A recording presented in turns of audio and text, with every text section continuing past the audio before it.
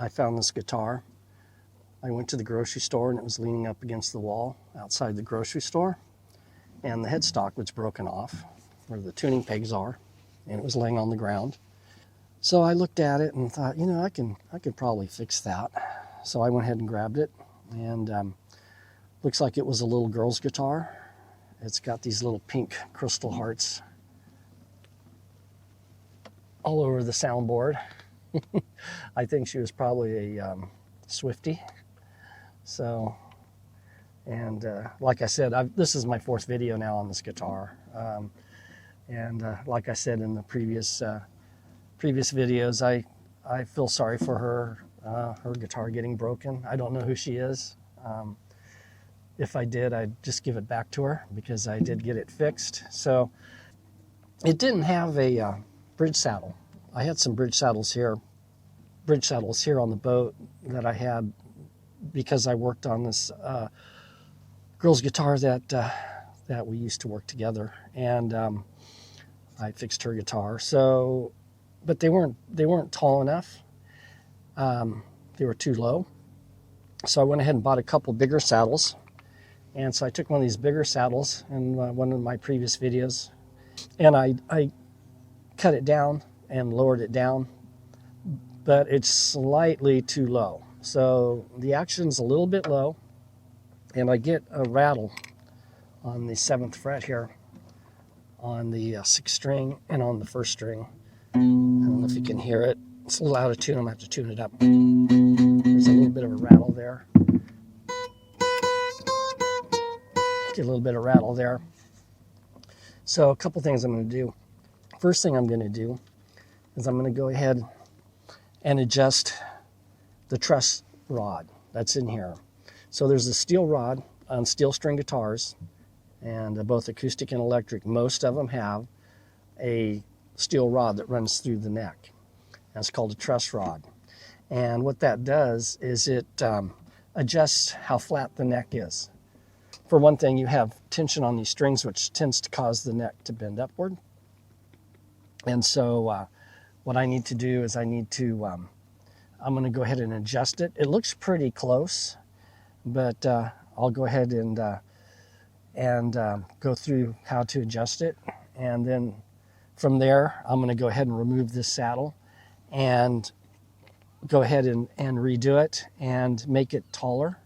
So it's just to raise the strings up a little bit to get rid of the rattle sound. So I'm going to go ahead, and first thing I got to do is tune the guitar. So I got my tuning fork. And this ain't easy standing right here. I'm standing on my ladder, my companionway ladder here. And this is where I like to work. And it's kind of, this part of the boat here is the cockpit deck. And I like to work here. It makes a nice little workbench, and kind of outside and kind of inside. So let me tune this up.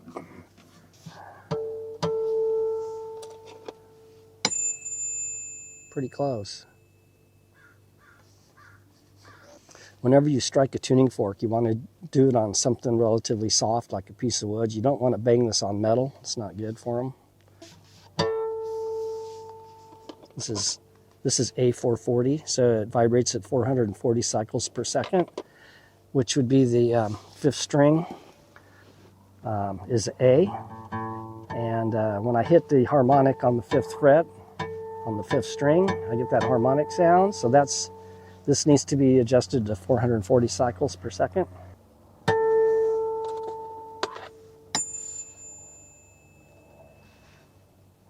That's pretty much it.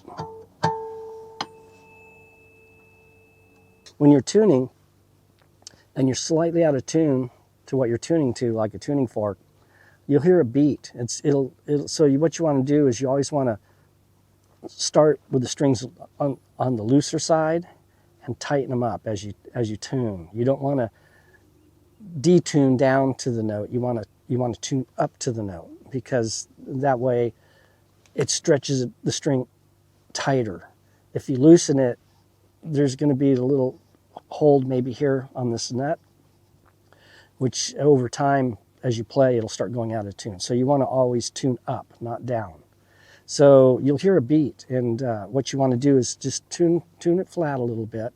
It's kind of wah wah wah wah wah, and then as you tune up, it'll go wah wah wah, and then once you get it, you can hear the beat, and once that beat goes away, you're perfectly in tune.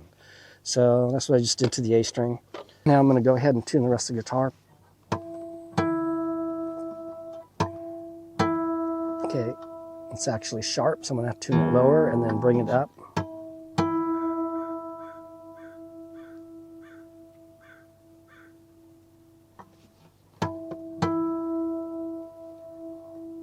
Right there.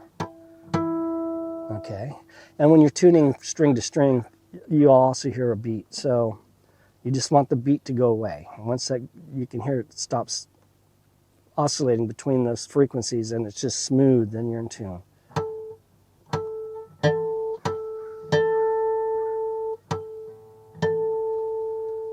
So it's a little. Sometimes when a guitar sits, depending on the weather and temperature and humidity, sometimes they usually go flat as they sit.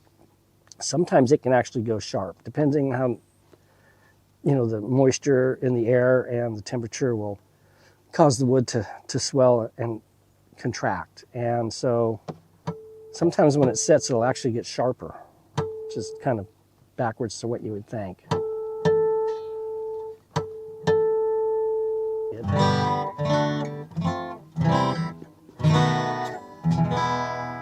Okay, so now it's in tune. Now what I'm going to do is I'm going to adjust the truss rod inside the neck. And it has a keyway. Use an Allen wrench. And some guitars, most guitars, they tend to be on the older ones anyway. They're on the headstock, and there's usually a little cover, and you have to take these little screws out. Then you can get your Allen wrench in there and adjust it. Seems to me like the newer guitars, they've kind of gotten smart with these truss rods, and they go the other way now. So you don't have to worry about anything on the headstock. There's no cover or anything like that. So what you do is the adjustment is now inside the sound hole here. So what you want to do when you adjust a truss rod is you want to take the 6th string and you want to put your finger on the 1st fret and your other finger from your other hand on the last fret and push them down at the same time, and then look at the string, and it should only be touching basically the 1st fret and the last fret, the string itself, as you push it down. And there should be space between the string and the other frets, but very slight. Very, very slight. And this looks pretty close. I'm going to adjust it a little bit flatter, a little bit lower, flatten it out a little bit, just a little.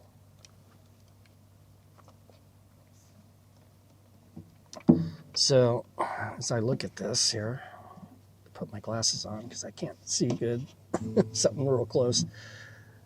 That good. So yeah, it's it can come down some. So I can see it. It's about a millimeter or two, probably just about a millimeter or so above the strings, which is pretty close.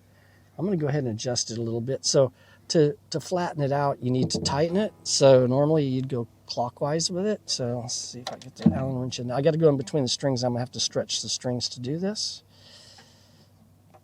You want to do this when the guitar's tuned up. I got the Allen wrench in place, and I'm just going to slowly tighten it. So I'm going to turn it clockwise. And it's moving. It's hard to. There's some pressure. You want to make sure your Allen wrench is in all the way, and just tighten it up. Okay.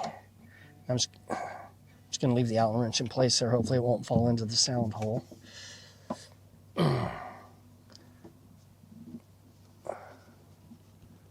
Okay. And it looks like it moved a little bit, but yeah, that's pretty good, I would say. So I'm going to go ahead now and just strike a couple notes on the 7th fret here and see if I get a rattle. It's probably going to be worse now if I flatten this out. Yeah, see, it's a little worse. So I think it looks, yeah, I don't think I'm going to tighten it any more than that. It looks pretty damn close. Let me get it up close to the camera and see if you can see what I'm talking about. It may not be easy to see. Okay, so now I'm gonna push down on the 1st fret and the last fret, and I don't know if you can see under there, but there's a space, a slight space between the frets and the string, and that's what you want. You don't want them touching the frets, but it arches more towards the center of the neck, towards the middle. So I don't know if you can see that, but at any rate, that's kind of what you're shooting for. And same thing with the last string. You can do the same with that as well. So I'm going to take a look here and see what I can see with the last string here, the 1st string. Yeah, it's up a little bit too, so that looks pretty good. I'm going to go ahead now and take this new bridge saddle, and I'm going to have to cut it down to fit. So what I'm going to do is I got to loosen the strings. I'm going to pull this. I'm not going to take the strings off. I'm just going to loosen them real loose, and I'm going to pull this bridge saddle out. And I just need to make it a little bit taller by about 1 millimeter or 2. A normal adjustment for the height of the strings is usually around 2.5 millimeters that the string will sit above the 12th fret, and about 2 millimeters and that's on the 6th string, the low E. The high E, the 1st string, will be about 2 millimeters. So I'm gonna have to measure that. So I have, let me measure it before I start just to see what I got. And this isn't gonna be that easy because I'm using my calipers. And so I have my calipers, my digital calipers, which I left the battery in it, and every time I leave the battery in it, it gets run down. So, but that's okay. It's got measurements on here, like a ruler. So I'm going to go ahead and measure at the 12th fret and see what I got. I know it's not 2.5 on the low E. It's less than that. So this is kind of tricky because I have to get in here with this thing and measure on top of the 12th fret and underneath the string, so without moving it. So I'm going to try that now. Let's see. Yeah, I'm a little lower than 2. So, yeah, I'm going to need to bring this up. What I'm going to end up doing is I'm going to use a piece of paper, and I'm going to draw a line that's 2.5 millimeters above the bottom of this. Actually, I need to use this side because it's a straight cut.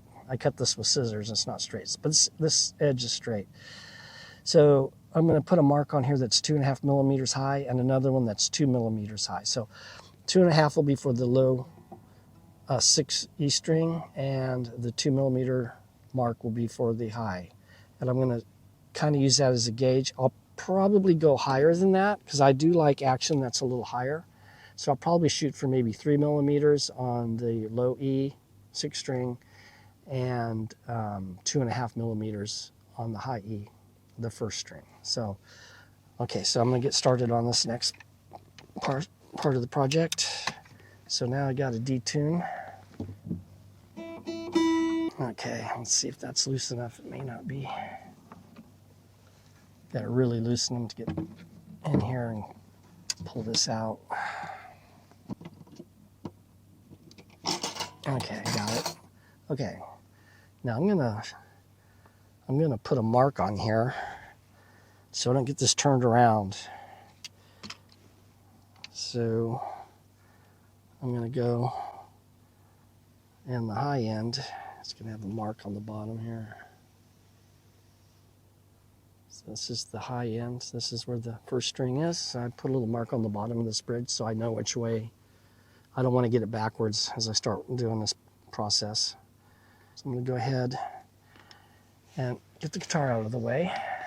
These two were exactly the same when I bought them. And I don't know if you can see, but this one I cut down. So this was original height. This is where it is now. So you can see a difference. And so what I would need to do now is just cut this one down like this one, but not as much. So it needs to be just a little taller. This is the same, and it's cambered.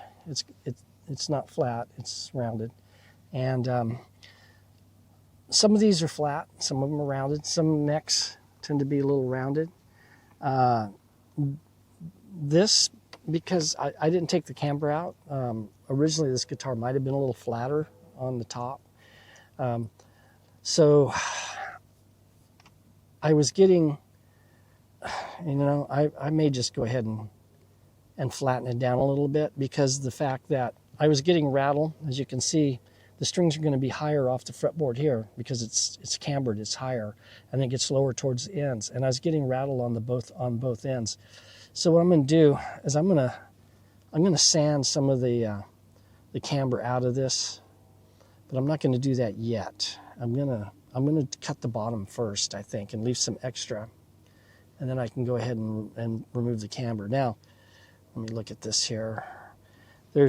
I had to, because of the length, this is a little bit long for the guitar, so I have to cut one of these ends off, and I want to make sure I do the same as I did on this one. So I cut the same end, because once I cut the end, because of the camber, it's going to be higher on one side and lower on the other. And like I've mentioned in previous videos in the past, if you ever get one of these Dremel tools, you won't realize how you ever lived without one of these things. These things are just totally awesome. This really speeds projects up really fast. It makes things so simple. Just make sure you got it turned off. I don't want to cut my teak deck here when I plug it in, so make sure it's off. Wow, it's a really awesome day today. So it's September 13th. And September's like my favorite month of the year. I love fall weather, and it's just perfect weather. It's just awesome. I love it. And I just want to try to cut this off straight.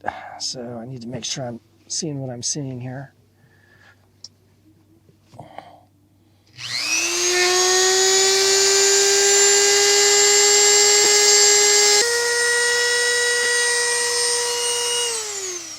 Okay.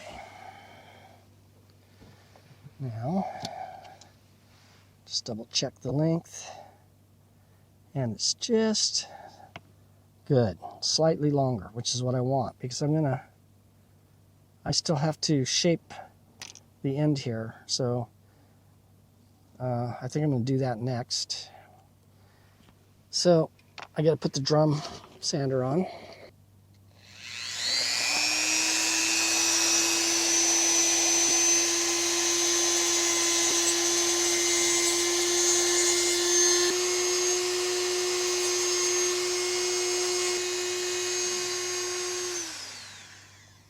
Okay, so all I was trying to do is make this end that I cut off look like the store-bought end.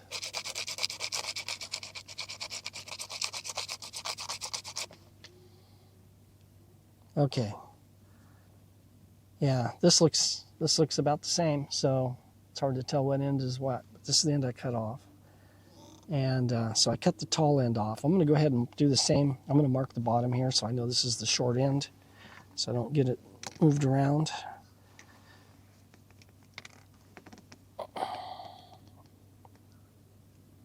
So I'm just putting a mark on the very bottom so it'll never show when I put it in the guitar.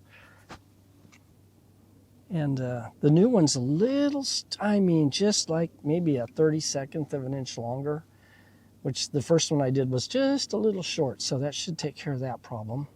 You want these bridge saddles to fit in tight, and you don't want them to be able to move.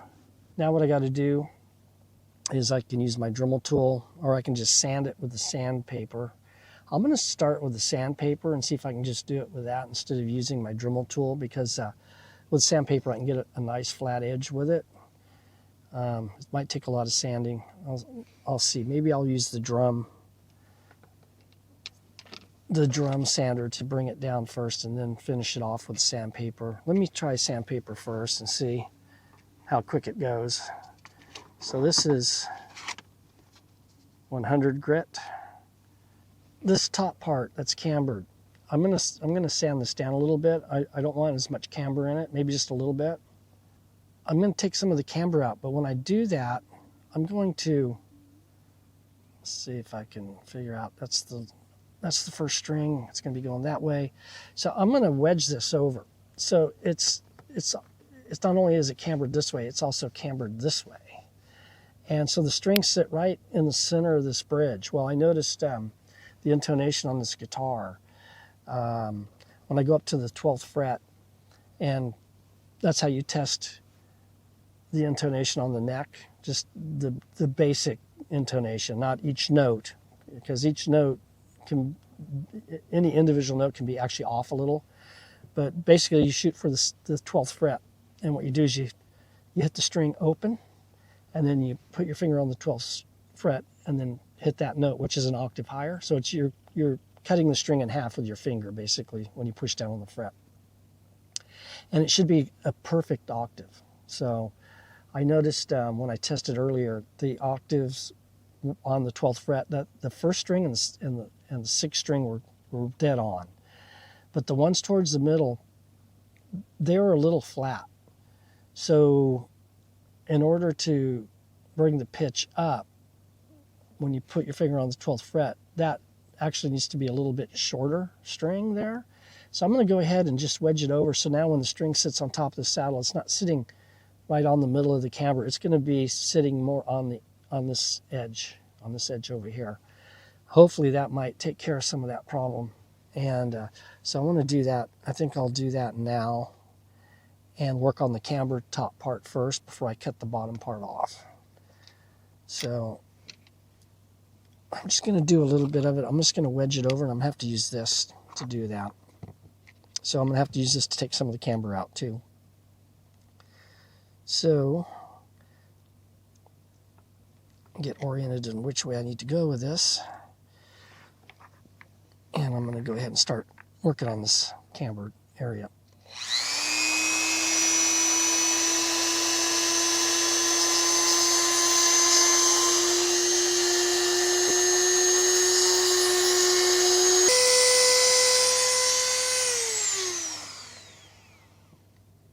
Okay, that looks good. Now it's wedged like this. So instead of the string sitting straight in the middle of this bridge saddle, they're going to be sitting on this edge over here. So that's going to shorten those strings in the center.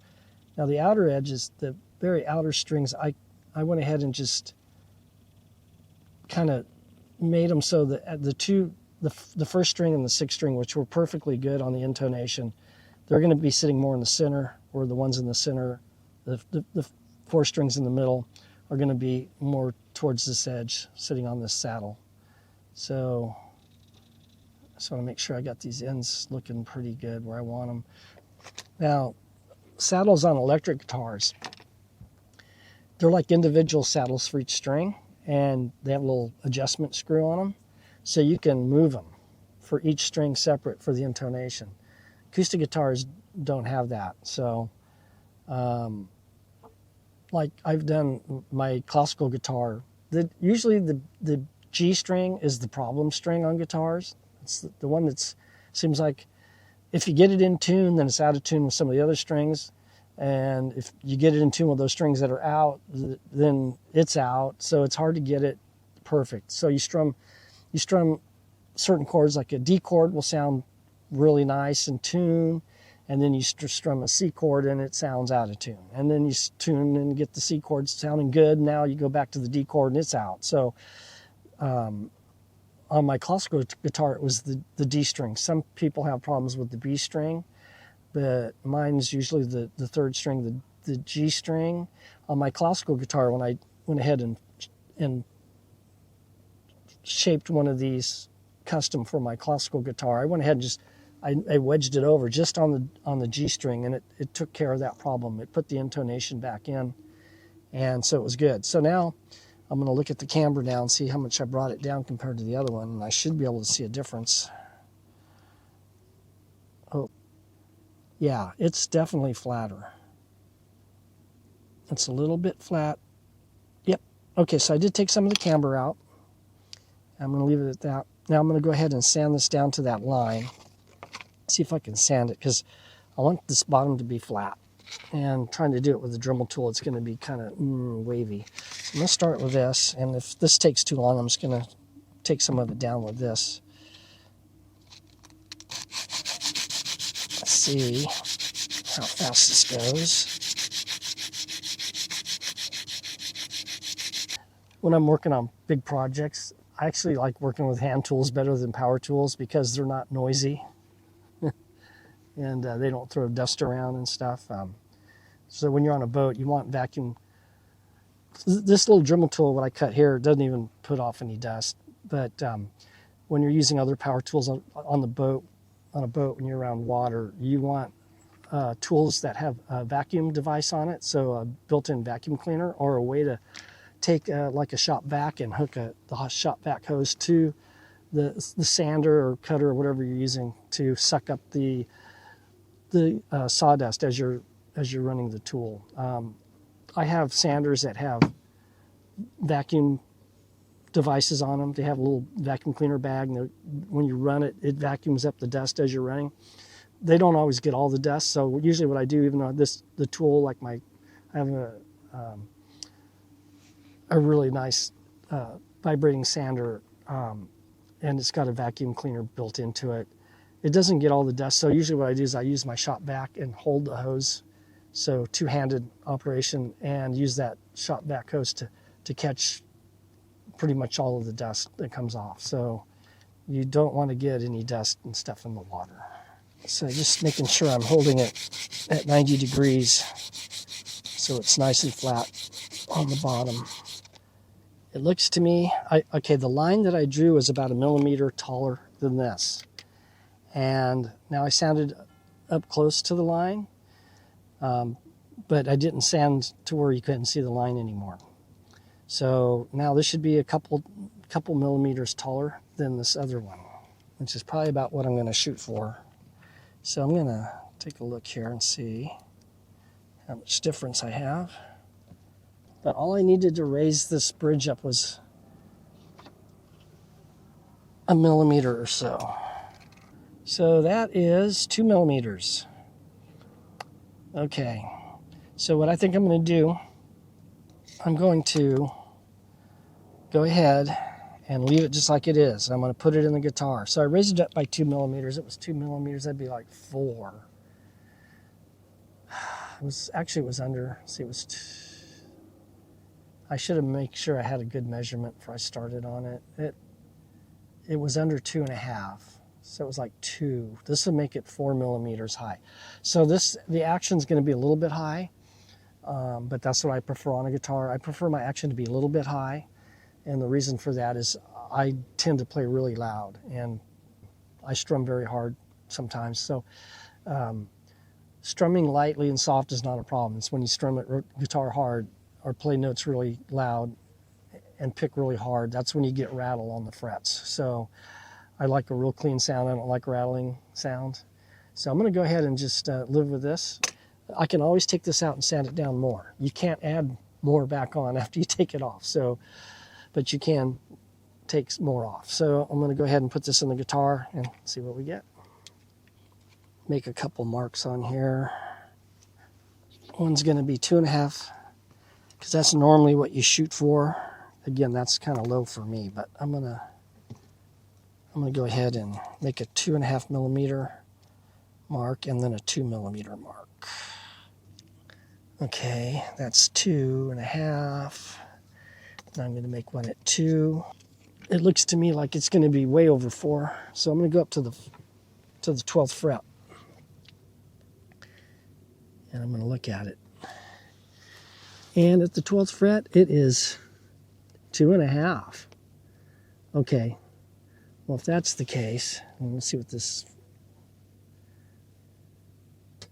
and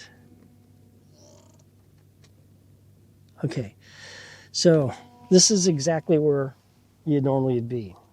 I put some marks on this paper. I don't think you can probably see them, but one is 2.5 millimeters from the bottom edge. The other one is 2 millimeters. So this E string you want around 2.5 millimeters above the 12th fret, and the high E, the first string, you want around 2 millimeters, and that's appears what I have here. So I'm going to go ahead and just tune the guitar up and see what I got. So 7th fret. It's better. It's not as rattly. This guitar kind of has a rattly sound. I don't know if it's these little hearts that are on here or if it's the nut that's rattling. The action looks good. It's a little high. I'll measure it here again in a second. Definitely no rattle on the 7th fret on the high E. It was rattling a little bit.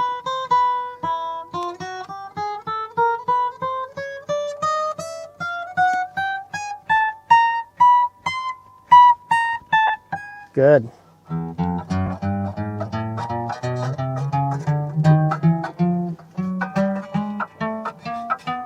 Good, no rattle. Nice. Let's check the intonation at the 12th fret. See how it sounds. Sounds good. Sounds good. Oh, that's good. That one was giving me a problem before. So since I wedged the saddle over a little bit, that actually shortened the string length, and it brought the octave now back into tune.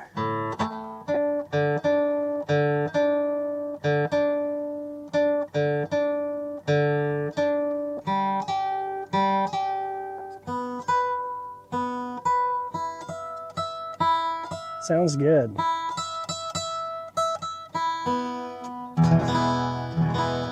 Yeah, so at any rate, this is a really cheap guitar. It's made in China.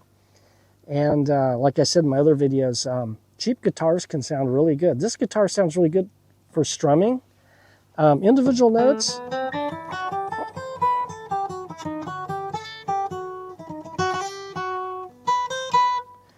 Individual notes, they don't sound bad, you know. Not as good as a really good, expensive guitar, but overall, this guitar really projects. It's very loud. The top's real thin. It's a loud guitar, which I like. I like that. I'm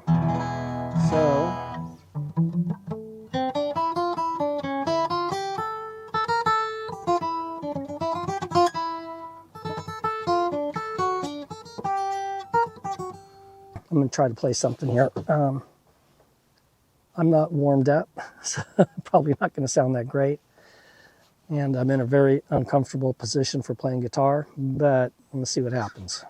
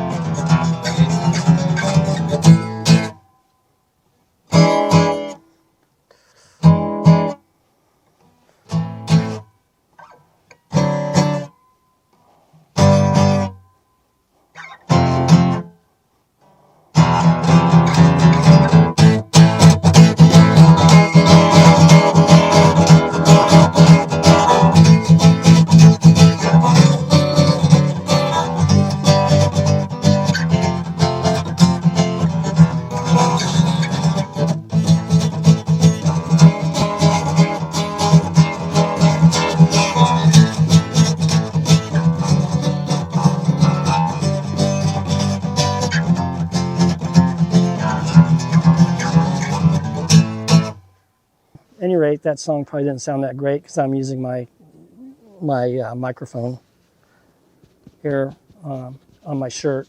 It's not a good quality studio quality sound, but so you should be able to get the gist of how this sounds. So if you found this video to be helpful or entertaining, please like and subscribe. Again, I'm not warmed up, so I'm not sounding that great. It takes me a little while to get warmed up.